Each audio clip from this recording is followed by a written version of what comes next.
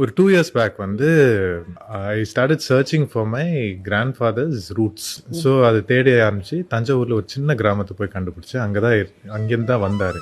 நடிகர் முத்துராமனுக்கு சொந்த ஊர் ஒரத்தநாடு தாலுக்கா ஒக்கநாடு மேலையூர் மேலத்தெரு. அவள் அப்பா பேர் நாராயணவந்திரியர். கார்த்தியும் இப்போ நானும் சித்தப்ப மக்க பெரிய மக்க எங்களுக்கு பிறந்த பிள்ளைய தான் இப்போ கௌதம இப்போ என் பையன்லாம் எல்லாரும் அது தெய்வமாக பார்த்து கௌதமை வரவழைச்சிட்டேன். நடிகர் கார்த்தி வரல, அவங்க பையன் தான் இப்போ வந்துட்டு போயிருக்காரு. ரீசெண்டா 2 மாசம் இருக்கும். ஹலோ மக்களே, பழம்பெரும் நடிகர் முத்துராமன், அவருடைய மகன் நவரச நாயகன் நடிகர் கார்த்திக், அவருடைய மகன் கௌதம் கார்த்திக்னு ஒரே குடும்பத்தில் 3 தலைமுறையினர் தமிழ் சினிமாவில் தடம் பதிச்சிருக்காங்கிறது நம்ம எல்லோருக்கும் தெரியும். ஆனா அவங்களோட பூர்வீக ஊர் எது, எப்படி சினிமாவுக்குள்ள வந்தாங்கன்னு நம்மள பலருக்கும் தெரியாது. இன்னைக்கு நம்ம அவங்களோட பூர்வீக ஊரான தஞ்சாவூர் மாவட்டம் ஒரத்தநாட்டுக்கு அருகே இருக்கக்கூடிய ஒக்கநாடு மேலையூர் என்ற கிராமத்துக்கு தாங்க வந்திருக்கோம். நவரச நாயகன் கார்த்திக்கின் தந்தையான முத்துராமன் பிறந்து வளர்ந்த ஊரு தாங்க இந்த ஒக்கநாடு மேலையூர். அவரோட உறவினர்கள் பலரும் இன்னும் இந்த கிராமத்துல தாங்க வசிச்சுட்டு இருக்காங்க.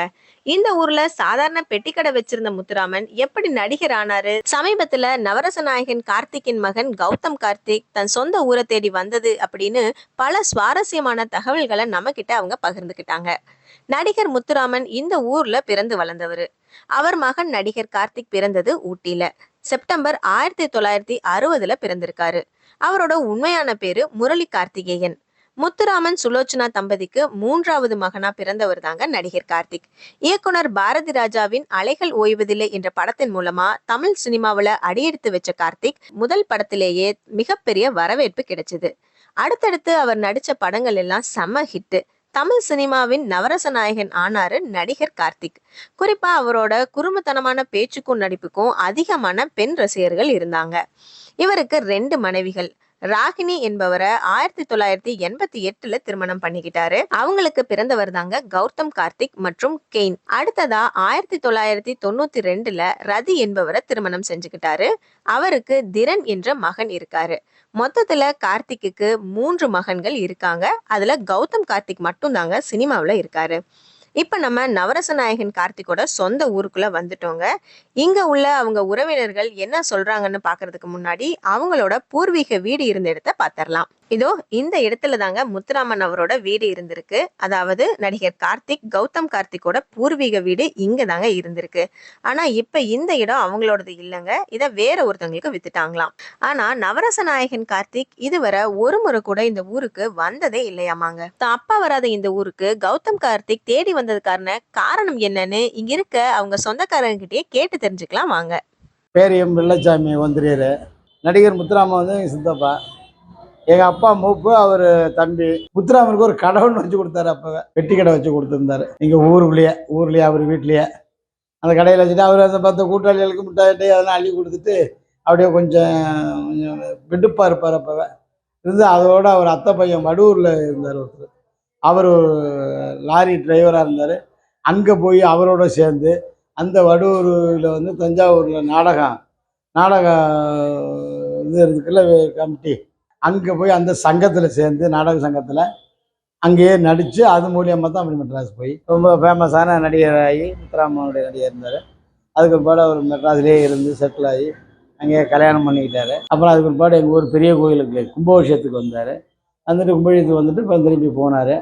போயிட்டு அப்புறம் அங்கேயே இருந்தார். அப்புறம் அதுக்கு பிற்பாடு கார்த்தி பிரபல நடிகரானார். கார்த்தி வரல எங்கள் ஊருக்கு. கார்த்தி வரலங்கிற கோபம் கூட எனக்கு கொஞ்சம் இருந்துச்சு. வரலையே, அப்பா வந்த கோயிலுக்கு அவர் வரலையே, குலதெய்வத்துக்கு சொந்த ஊருக்கு வரலையேன்னு ஒரு வருத்தம். அப்புறம் வரல. சரி ரைட்டு, வராது என்ன பண்ணுறான்ட்டு அவர் அப்பா எப்படி சொன்னார், அம்மா என்ன செஞ்சதில்ல, அவருக்கு இந்த வரல.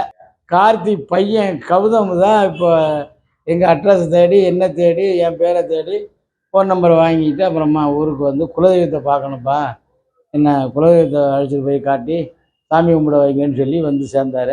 எங்கள் ஊர் ஆள் அங்கே அந்த இதில் இருந்திருப்பார். ஒரு இதுலேயே ஒரு இடத்துக்கு இப்போ எங்கேயோ போனப்போ இந்த சங்கங்கள் நடிகர்கள்லாம் ஒன்றா இருந்த பொழுது அது அவங்கவங்க சொந்த ஊர் குலதெய்வத்துக்கு போகணும் வரணும்னு சொல்லி அவங்க பேசிகிட்டு இருக்கிற பொழுது அங்கே எங்கள் ஆள் ஒக்கநாடு கீழூர் பையன் ஒருத்தன் ராஜான்னு ஒருத்தன் அங்கே இருந்திருக்கான்.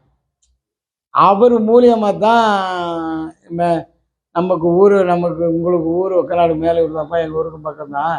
அங்கே இன்னார் எங்கள் மாமா ஒருத்தர் இருக்கார், நீங்கள் அவரை தொடர்பு கொண்டு அங்கே வந்து குலதெய்வத்துக்கு வாங்க வந்து பேசுங்கன்னா அந்த மூலியமாக தான் தெரிஞ்சுதான் வந்திருக்கணும்.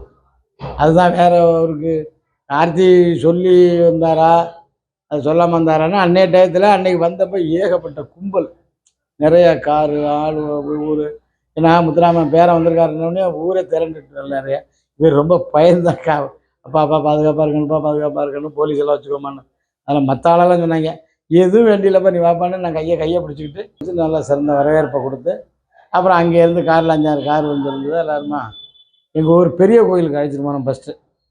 ஃபஸ்ட்டு பெரிய கோயிலில் அழைச்சிட்டு போய் அங்கே சாமி கும்பிட்டு அங்கே கிராமம் பூரா வந்திருந்தது. கிராம பஞ்சாயத்தர்களை வரவழைச்சு அவங்களுக்கு வரவேற்பு கொடுத்து இந்த மகிடமெல்லாம் சூட்டி வரவேற்பை கொடுத்தோம். அப்புறம் பக்கத்தில் ஒரு ஐயன் கோயில் ஒன்று புதுசாக கட்டியிருக்கோம், அதுதான் பெரிய தெய்வம். அங்கே அழைச்சிட்டு போனேன். அங்கே அழைச்சிட்டு போய் அங்கே போய் படுத்து எழுந்திரிச்சு நல்லா கும்பிட்டு ரொம்ப சங்கடப்பட்டான். படுத்து சாமி கும்பிட்டாரு. சாமி கும்பிட்டு அப்புறம் எழுந்து கையை பிடிச்சி அழைச்சிக்கிட்டு அப்புறம் நேராக குலதெய்வத்துக்கு அழைச்சிட்டு வந்தேன். அதுக்கு பிற்பாடு தான் இந்த பெரிய கோயில் சாமி கும்பிட்டதுக்கு பிற்பாடு குலதெய்வத்துக்கு அழைச்சிட்டு போனேன். குலதெய்வம் வந்து ஸ்ரீ பட்டவன் துணை, பட்டவன். அது ஊருக்குள்ளே இருக்குது. அங்கே அழைச்சிட்டு போய் அங்கே கையை பிடிச்சிக்கிட்டு எங்கே சுற்றி பார்த்து அங்கே பொங்கல் பிரசாதம்லாம் கொடுத்து தேங்காயெல்லாம் உடைச்சி சாமி கும்பிட்டு அங்கேயும் படுத்து நல்லா கும்பிட்டாரு. கும்பிட்டு அதுக்கு பிற்பாடு எழுப்பி அழைச்சிக்கிட்டு அப்புறமா நேராக வந்து அப்புறம் பிரசாதம் இதெல்லாம் துண்ணூறு இதெல்லாம் பூசி விட்டு கொடுத்து இதை நேராக முதல் குலதெய்வத்துக்கு வந்திருக்கப்ப நேராக ஊருக்கு கொண்டுட்டு போயிடும். வீட்டில் கொண்டு போய் மனைவி அப்பா அம்மா அவங்களுக்கெல்லாம் கொண்டு கொடு, கார்த்திகை எல்லோரும் கொடுத்து துண்ணூறுலாம் பூசணும். வேறு அங்கேயும் இடையில போயிடக்கூடாது அப்படின்னு சொல்லி நேராக தஞ்சாவூர் வரைக்கும் கொண்டு போய் அப்படியே திருச்சி பஸ் ஏற்றி விட்டு திருச்சியிலேருந்து அப்படியே ட்ரெயினில் அப்படியே போகிறேன்னு சொல்லிட்டு போனார். இப்போ இடையில போன மாதம் ஃபோன் பண்ணியிருந்தார். இப்போ மறுபடியும் வர்றப்பா வந்து வரி எல்லாம் கொடுக்கணும், அங்கே கொடுத்துட்டு நம்ம பட்டம் கோயிலை பார்க்கணும், பார்த்துட்டு பேசிட்டு போகிறேன். அடுத்த ஆடி மாதம் பூஜை பண்ணப்பா நீ அவசியம் வந்து கடாயெல்லாம் வெட்டி சாமி கும்பிட்டு பூஜை போகிறதுக்கு வரணுப்பான்னு சொல்லியிருக்கேன். பிள்ளை பொண்டாட்டியோட மனைவி பிள்ளை எல்லாரையும் அழைச்சிட்டு வாப்பான்னு சொல்லியிருக்கேன். அதுக்கு வர்றேன்னு இருக்காரு. அதுக்கு வருவார். நான் போய் இப்போ அடுத்த மாதம் அந்த பொங்கல் முடிஞ்சு ஒரு 10-15 நாள் கழித்து திரும்பி போவேன் மெட்ராஸுக்கு. போய் தம்பியை பார்த்து பேசிட்டு ஆடிக்கு வர்ற மாதிரி சொல்லிட்டு வருவேன். கார்த்திகையும் இப்போ நானும் சித்தப்ப மக்க பெரிய மக்க, கார்த்திகை இளமை, நான் மூப்பு.